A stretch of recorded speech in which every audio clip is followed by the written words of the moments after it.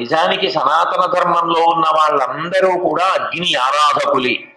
లింగ పురాణంలో వ్యాసుల వారు అగ్ని యొక్క వైభవాన్ని మాట్లాడుతూ ఒక మాట అంటారు. హవ్యం వహతి దేవానాం కవ్యం కవ్యాసినామపి తాకంచ కురుతే పత్ని శంకరస్యైవ శాసనాత్ అంటారు. ఆ అగ్నిహోత్రుడే దేవతలకి హవ్యాన్ని పట్టుకెడుతున్నాడు. యజ్ఞం చేసినప్పుడు ఆ యజ్ఞంలో స్వాహ శబ్దం చెప్తూ ఏ దేవతలకి హవ్యాన్ని ఇచ్చారో హవ్యవాహనుడై అగ్నిహోత్రుడు పట్టుకెళ్లి దేవతలకి హవ్యం ఇచ్చిన కారణం చేత ఆ హవ్యాన్ని స్వీకరించిన దేవతలు సంతృప్తి పొంది మనం అడిగినా అడగకపోయినా మనందరి క్షేమం కోసం వర్షం కురిపిస్తాడు.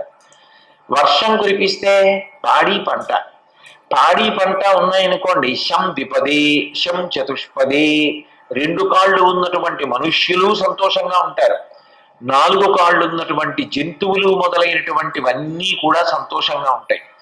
కడుపు నిండా అన్నం తిని నీళ్లు తాగలేదనుకోండి, ధర్మం ఎలా నిలబడుతుంది?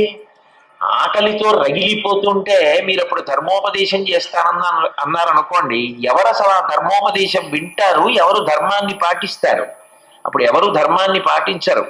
కడుపు నింపుకోవడం కోసం ముందు ఎలా అవతల వారిని కొట్టి తన కడుపు నింపుకోవాలి అని ప్రయత్నం చేస్తారు తప్ప ఏదో ధర్మాన్ని పాటిద్దామని అప్పుడు అనుకోరు. అసలు ఆకలి అంటేనే ఒక మంట. ఆ మంట అక్షుత్తు తట్టుకోవడం సాధ్యం కాదు.